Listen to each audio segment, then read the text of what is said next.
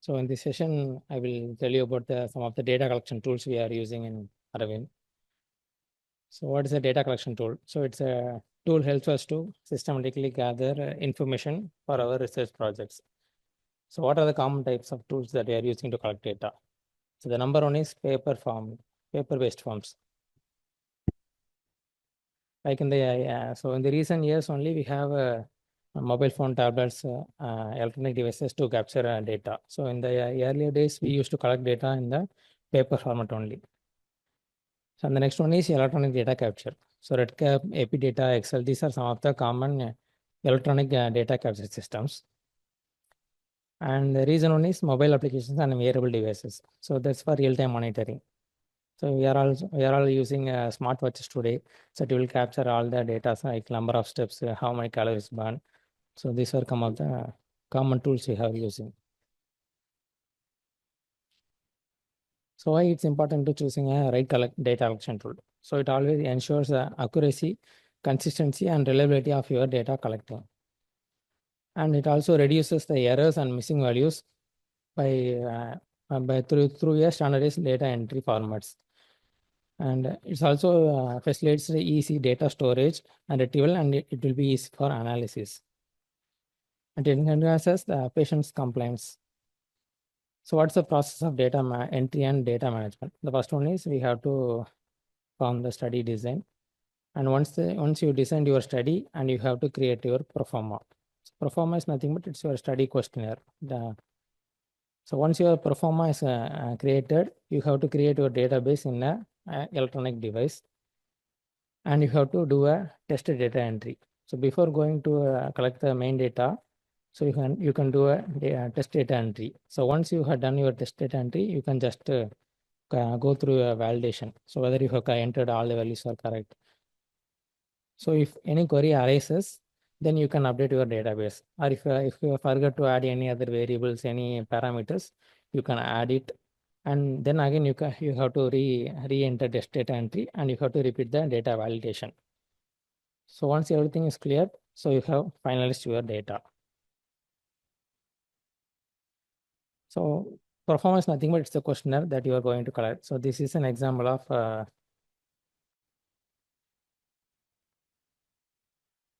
this is an example of sample performa. So the performa will contains all the patient characteristics like study ID, MR number UID. So the MR number UID will be useful for to check the duplicates in your data set. And please avoid using personal details like patient name, address, or phone number. So that will not be useful for any analysis. So age. So in what format are you collecting? So here we are collecting age in years. So gender will be male and female. So education status, occupation status. And coming to the clinical part, so which eye are going to include, whether a right eye or left eye or a affected eye, so or both eye.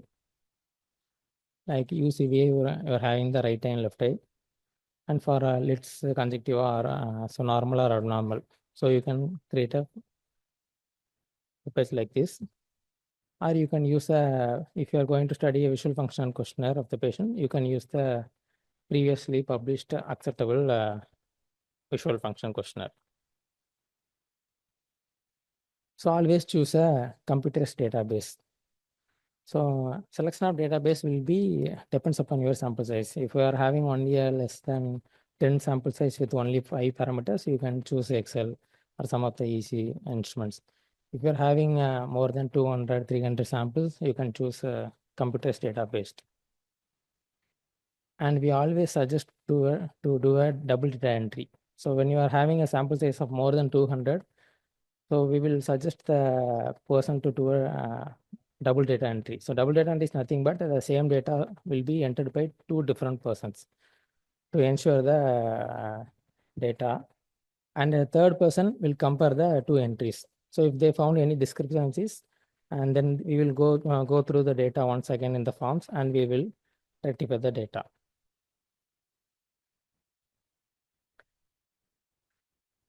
So we all know MS Excel is an easy tool to collect data. So you can just open Excel and you can write whatever you want.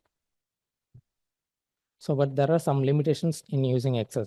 One is no automatic audit trails. Like if I'm sharing one data sheet with any other members in the study involving, so they can able to change anything. But we don't be able to know, so which whoever change the data. And there is also higher risk of accidental data loss. So if you have mistakenly deleted some data and you have saved it, so you can't able to rectify the data. So these were come out the some common risk in using Excel dataset. So this is an example. Like here you can see. So we have entered 10 data. So here the gender, they have used a small m for a male. So small f.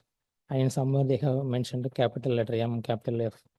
Somewhere 1 and 2 for coding. So if you enter data like this, so if you upload this to the statistical software, it will consider M as separate observation, F as separate observation, 1 as separate observation. So always while entering the data, use the same format. Like either use capital M for male, M for F for female throughout the data, or you can use the numeric coding, 1 for male, 2 for female.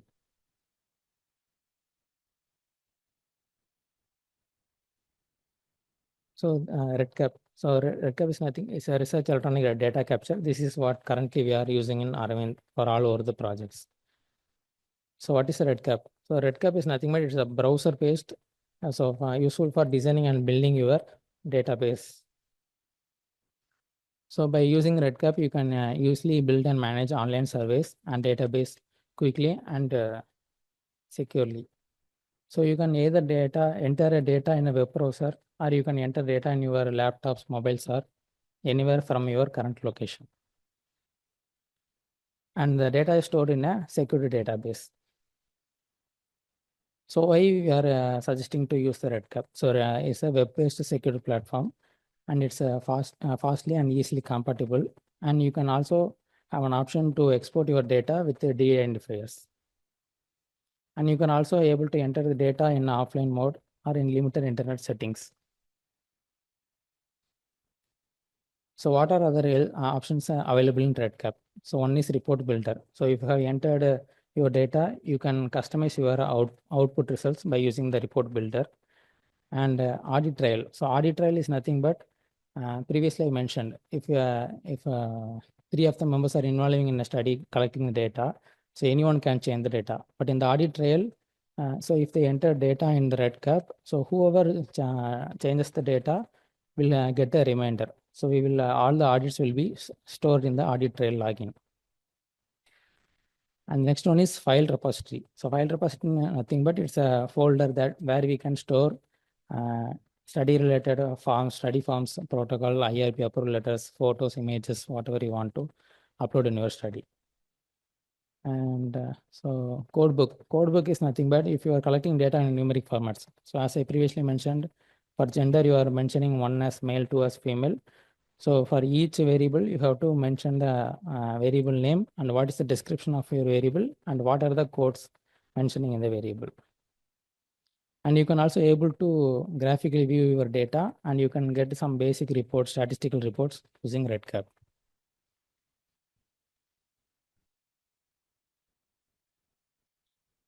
So you can also able to easily use the survey data model in RedCap. And for longitudinal data, you can use RedCap. So it will automatically create a reminder while follow-up in the patients.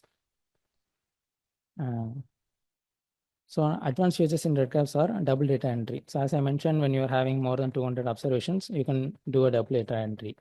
So for each user, we will assign a username and password, and each user will enter data, and we will use the data quality option where we can find the discrepancies in the data.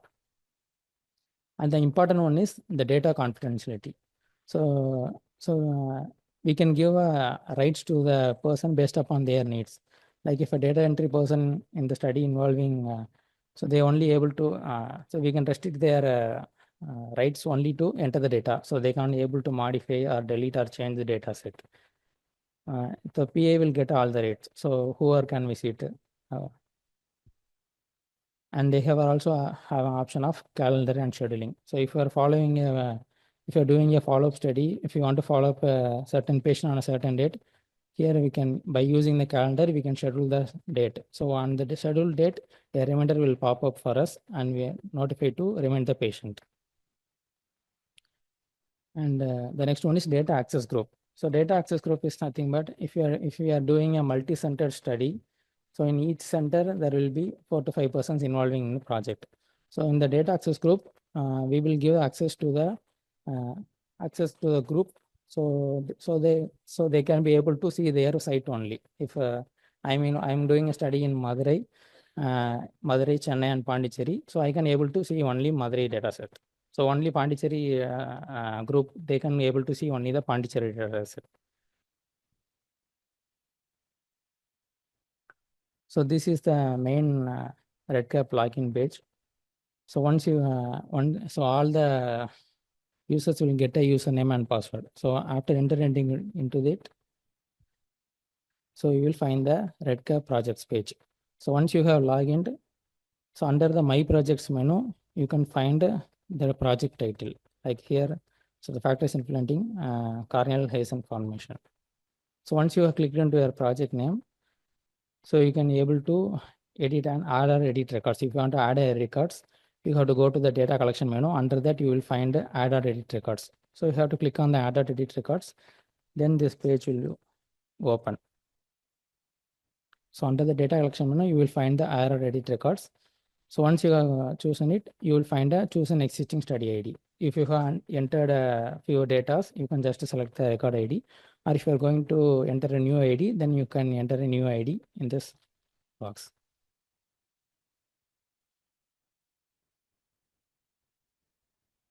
So after clicking enter the first ID, you will find the new study ID. So one. So there we have there we can find the data collection instruments. So the demographic will contains all the basic information like age, gender, basic initial equity, initial and in the so these are all the follow-up visits. So once you click into the button, you will find the demographic page. So in the demographic page, you will find the MR number, UID, so date, age, gender.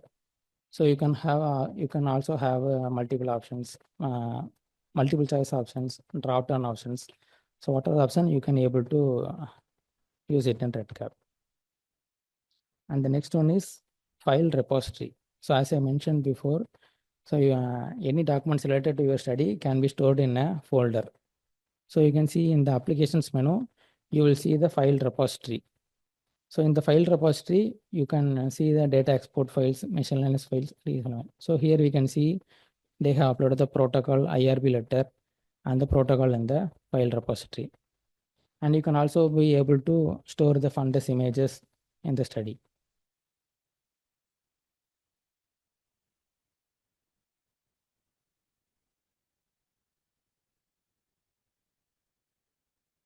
So once you have entered the data, if you want to just view the report, you can just go to the My Reports and under the Data Exports, Reports and Stats method, you will find View Report. So you can just click on the View Report, you will be able to view.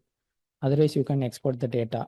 So in the export the data, you can have multiple options like XML file, Excel file. And then in the stats and charts, you can just click on the stats and charts, you will find this page. So it will automatically give some basics like a total number of observations in the study and how many values are missing and how many were uric identifier, what is the minimum value, what is the maximum value, and what is the mean standard deviation, what is the total sum, and it will give all the percentile values. And it will also give some bar chart and pie charts for the frequencies and percentage. So you can also use a customize option. So by clicking the create new report, so under that you can have a customize option to view all your data set as you like. So as I mentioned previously before about the audit trail. So this is the audit trail logging.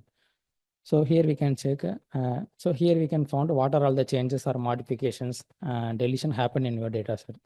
Like at the date of this day and this time, so an username have exported the data and in which format they have exported. So all the modifications, entry, deletion, all will be saved under the audit login pages. And you can also filter it by events based upon the demographics or follow-up events. or you can filter it by the users. So which user, or filter it by number of records, or you can filter the records based on the given time range. And the next one is a record status dashboard. So once you have entered the data, so you can find the legends for it.